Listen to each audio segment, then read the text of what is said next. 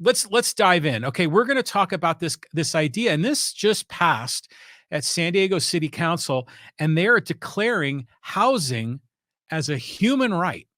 I mean, so this is a very, very bold message that they've just like dropped on our community. And frankly, it's a bold thing that a lot of politicians talk about, but they never really go the step to actually make this a piece of legislation. And they voted unanimously in the San Diego City Council to make housing a human right. Now, I think the whole San Diego City Council now is Democrat. There might be one Republican, but I think they're all Democrats. So this kind of aligns with that thinking.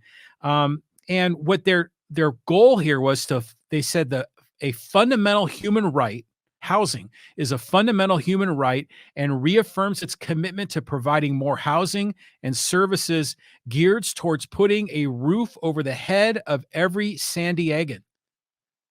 Again, this is ballsy what they're doing right here, declaring housing as a right. Do you think housing is a right? See, this is I want to kind of get into this because I think we all agree that housing is critical. Housing is important for humans to live, to flourish. Housing is crucial for human life. But is it a right? I mean, after all, what is a right? I mean, let's break that down.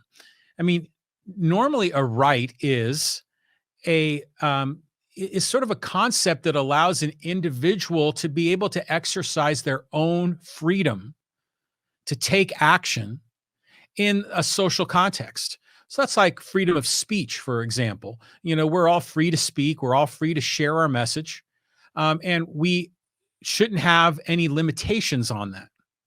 Um, Now, these kinds of rights, like freedom of speech, don't infringe on the rights of other people. But when you declare housing a human right, I mean, what are you saying?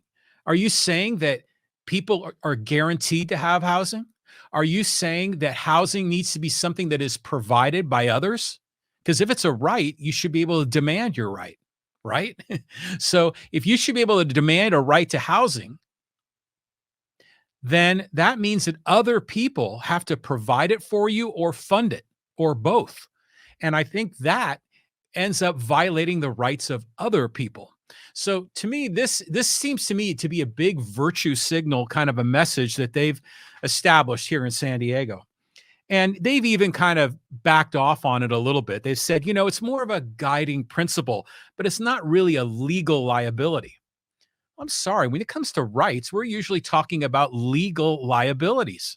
So, um, and if housing is a right, then you would expect people are going to want to claim those rights, that they're going to feel that they have a legal justification, a legal entitlement to this service.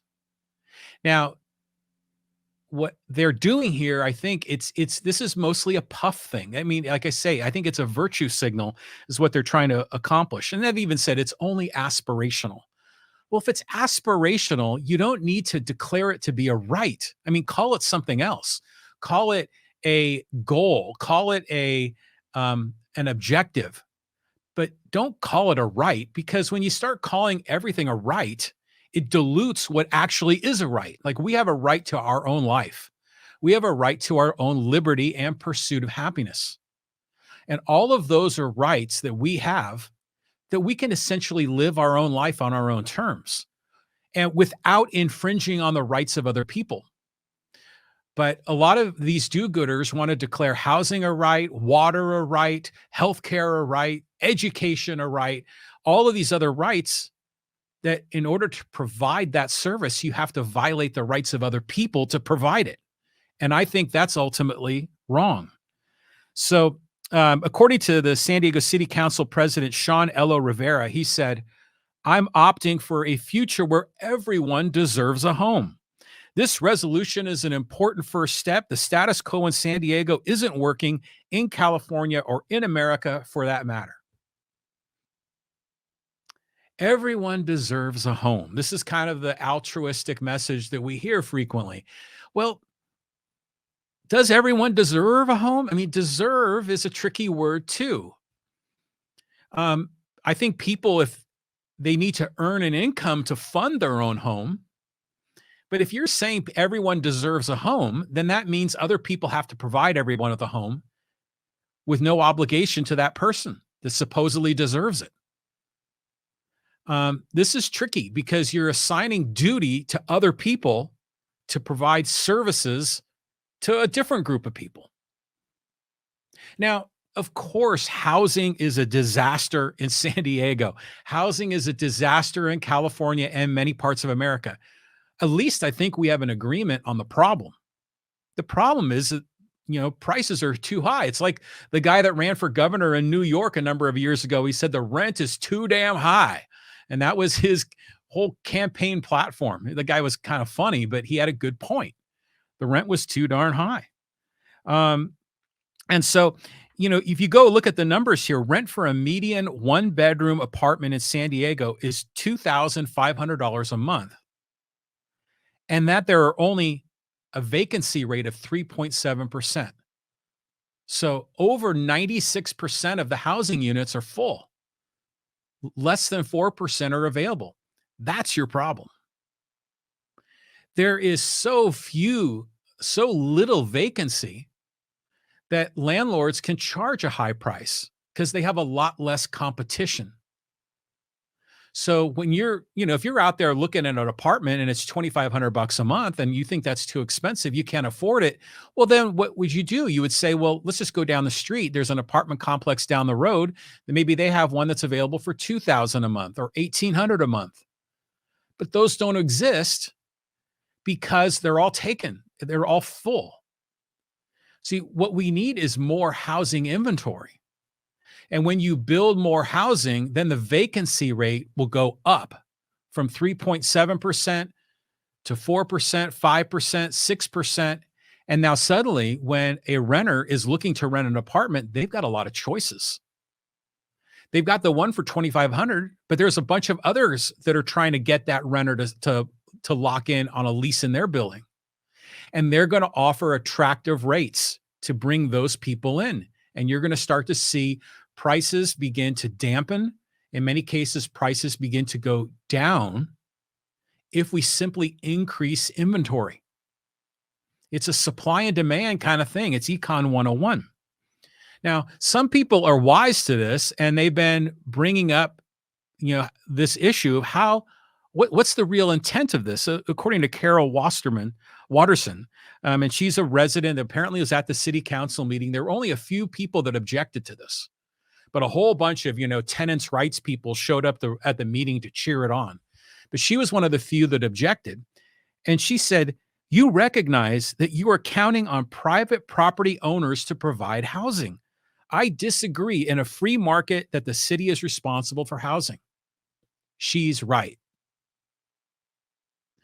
The city should not be responsible for putting roofs over people's heads.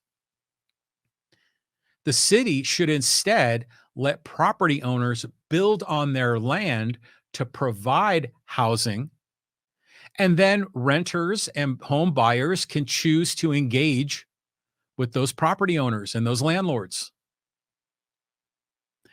But because of government policies that we've had for decades, there has been very little construction throughout. Now, granted, things have changed pretty radically in the last maybe 5 to 6 years.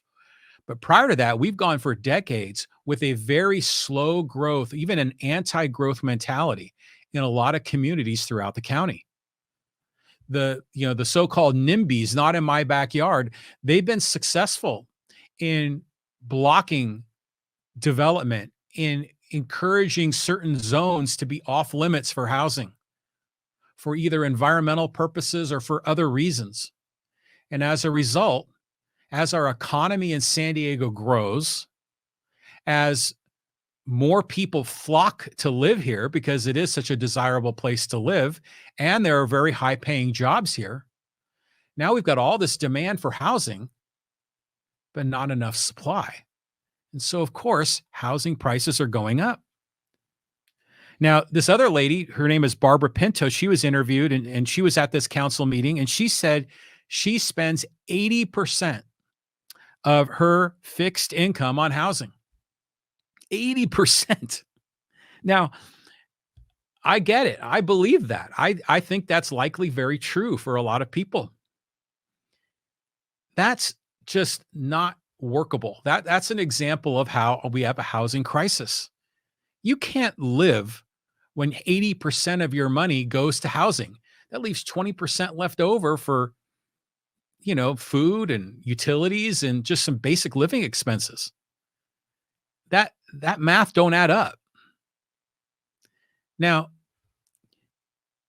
I would say that if you're in that situation and 80% of your housing is taken up, I'm sorry, 80% of your income is taken up by for housing, well, why are you living there?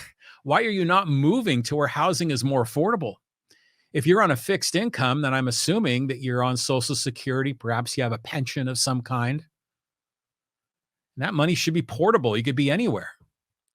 I mean, this is America's finest city. It's going to be a lot of demand. Housing, even if they built a whole bunch of housing, housing will generally be more expensive in San Diego than it is in Moab, Utah, or Las Vegas, Nevada, or in many other parts of America. I mean, San Diego is a wonderful place to live.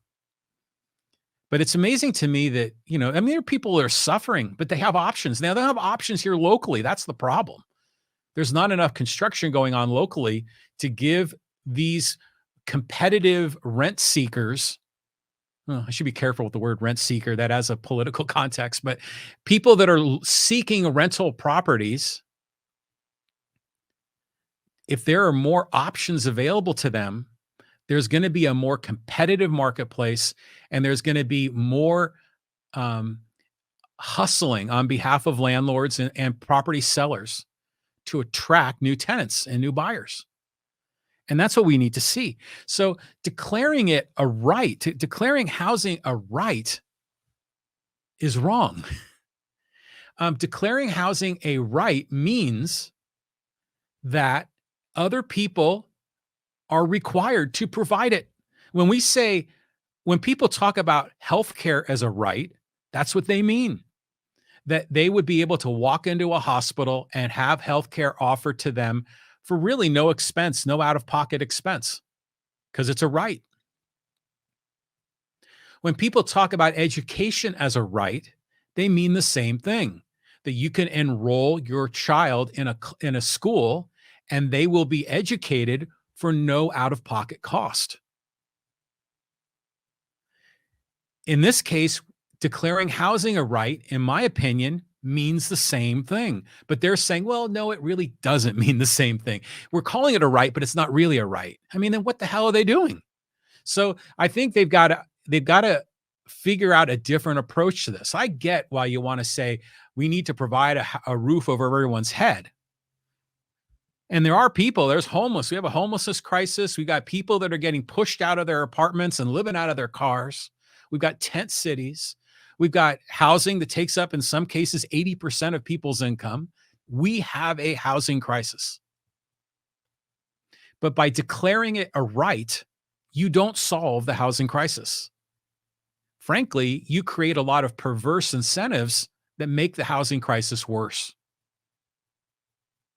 So once again, it's interesting to see, like I have it we identify the problem the same way, but the solution to the problem is just so radically different. It's unbelievable. So what are your thoughts and comments? You